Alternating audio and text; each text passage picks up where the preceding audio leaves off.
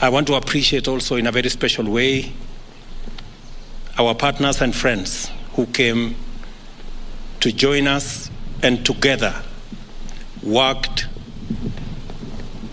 and walked this journey to victory. Our brothers in ANC, our brothers in Fort Kenya, in Chap Chap, in DP, and all the other parties that joined us. And because of their contribution, because of their decision to work with us under very difficult circumstances, we won this election. Today, I am proud to announce the men and women who will serve in the cabinet of the Republic of Kenya by God's grace. And before I do that, let me say that this exercise is important because although we have a cabinet, which I met with my good deputy this morning, it is also important that we set up the new cabinet early so that we can quickly take charge of the affairs of our country and begin the process of implementing the plan that we set out before the people of Kenya and persuaded them to vote for us on the basis of that plan. And it's because of that reason, and after extensive consultation with our teams, I am going to announce the following. My good deputy, Rigathi Gachagua, who I have a lot of regard for standing with me and working extra hours and being part of my support team. And now, by God's grace, he is the Deputy President of the Republic of Kenya. As I promised, my deputy is going to be a very busy person. And I am sending an executive order for print to assign my deputy very clear responsibilities that will assist me be able to discharge the responsibility, the heavy responsibility put on my shoulders by the people of Kenya, as is in accordance with the Constitution of Kenya. The Deputy President will deputize the President in the execution of all President's functions that are allowed by the Constitution and law. He will chair cabinet committees. He will oversee the implementation of cabinet decisions across all ministries and departments. Number 4, he'll coordinate intergovernmental relations between the national government and the county government, including chairing the Intergovernmental Budget and Economic Council, commonly known as IBEC.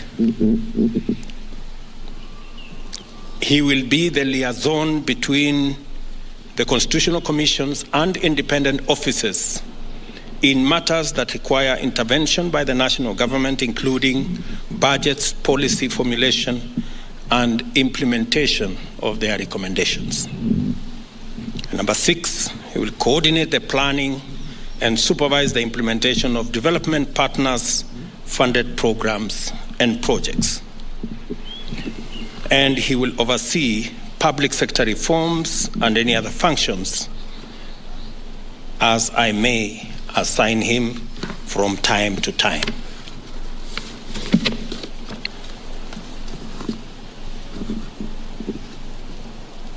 We have again the other very important position, and that is the position of the Prime Cabinet Secretary. And I have appointed my brother, Wycliffe Musalia Mudavadi, into that office. That office is probably the most senior office after the office of the President and Deputy President. And I have set out functions for that office. He will assist the President and Deputy President in the coordination and supervision of government ministries and state departments, in liaison with the ministry responsible for interior and national coordination, oversee the implementation of national government policies, programs, and projects.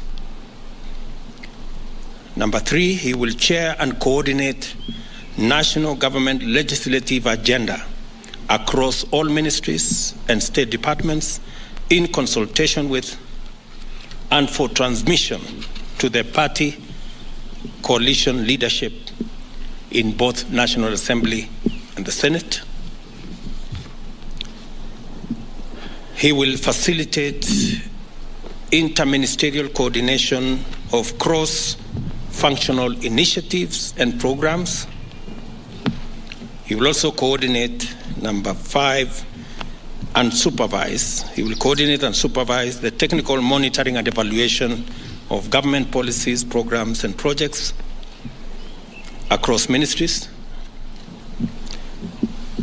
and of course perform any other functions as I may assign him from time to time. The other appointments I have made this afternoon are appointments of ministers. The Minister for Interior and National Administration, the Honorable Professor Abraham Kithure Kindiki, the Minister for National Treasury and Planning, Professor Njuguna Ndung'u,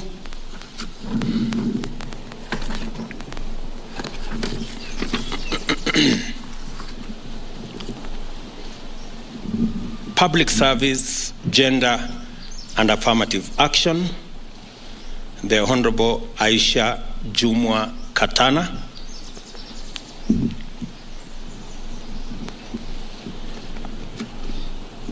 Ministry of Defense, the Honorable Aden Bare Duale, Ministry of Water, Sanitation and Irrigation, the Honorable Alice Mudhoni Wahome, Minister for Foreign Affairs and Foreign and Diaspora Affairs, the Honorable Alfred Mutua,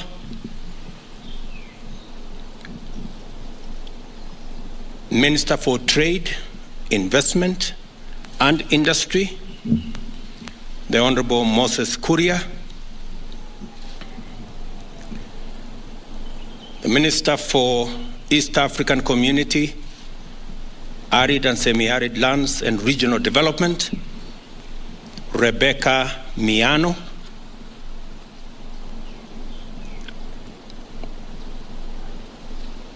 Minister for Roads, Transport and Public Works, the Honorable Onesimus Kipchumba Murkomen,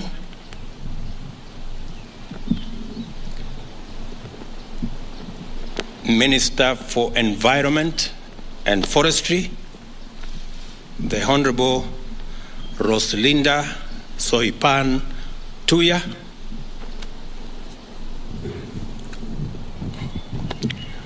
Minister for Lands, Housing and Urban Development, Zakaria Mwangi Njeru,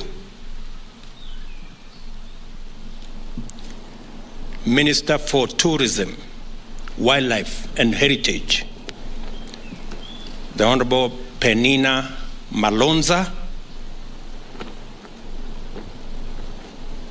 Minister for Agriculture, Livestock and Livestock Development, the Honorable Franklin Mithika Linturi,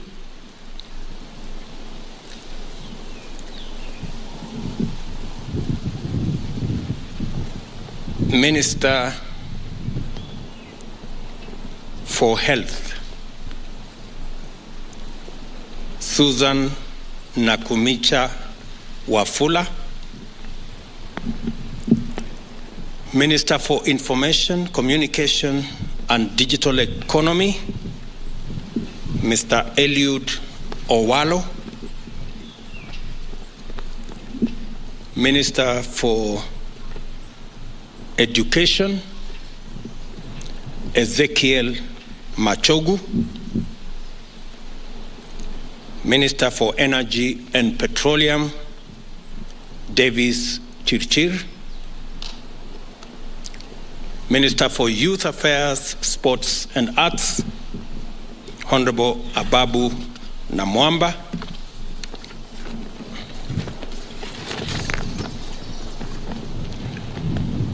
Minister for Cooperatives and Micro, Small and Medium Enterprise Development, Simon Chelugui, Minister for Mining, Blue Economy and Maritime Affairs, Salim Mvuria, Minister for Labor and Social Protection, the Honorable Florence Bore. I have also made the following cabinet level appointments: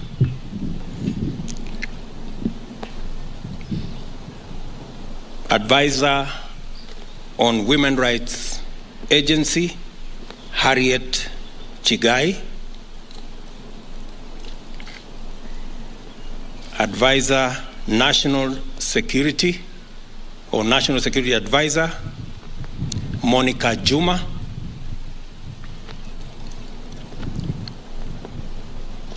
Attorney General, Justin Bidan Muturi Njoka, and Secretary to the Cabinet, Mercy Wanjau. Those are the appointments I have made this afternoon.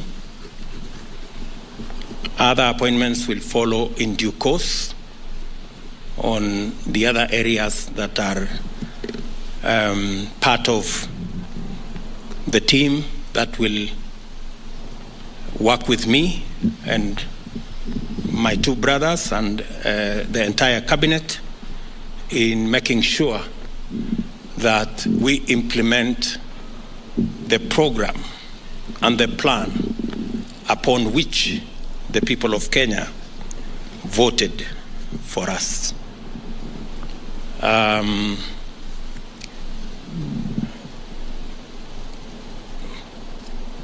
This afternoon also, I have received communication from the Inspector General of Police, Mr. Mutiambai, of his request to proceed on terminal leave because of his health situation. I have, after discussing with Mr. Mutiambai and in consideration of his service to our nation and his health situation, I have accepted that Mr. Mutiambai will proceed on terminal leave on the 6 months that he still has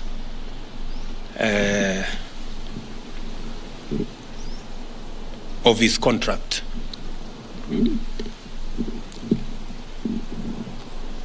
I have also received the resignation of the Director General of CID, Mr. Kinoti,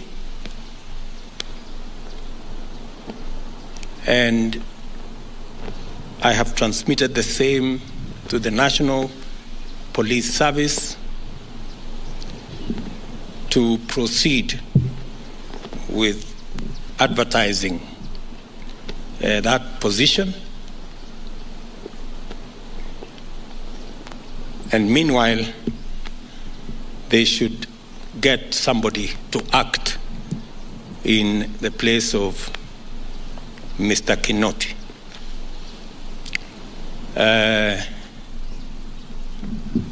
Some consultations were going on. I wanted to confirm whether the gentleman I want to propose for Parliament to consider as the next Inspector General are concluded. Is there somebody? Get me Kinywa. Get me Kinywa. Bring the.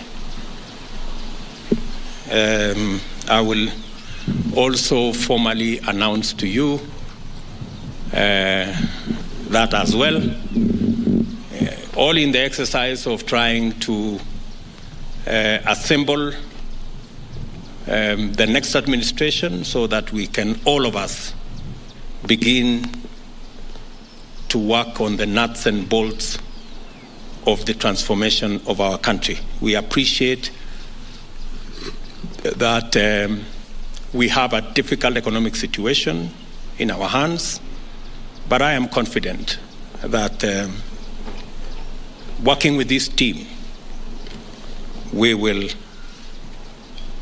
overcome all the challenges that are there. Did you finish with that comment? Okay.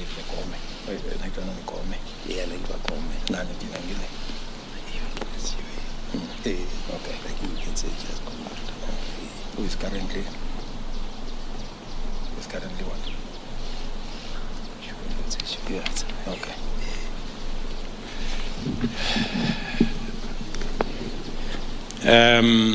Once I conclude my consultations with the head of public service here, the name of the new Inspector General of Police will be released this afternoon. So, with those many remarks, ladies and gentlemen, I want to take this opportunity to wish the men and women on this list, the great people who will assist us deliver on the Kenya Kwanza plan. I wish them well. They will now proceed to Parliament for the exercise in Parliament so that Parliament can approve and give me the opportunity to finally conclude the appointment and get each and every member of this team to work. Asanteni sana, and may God bless you.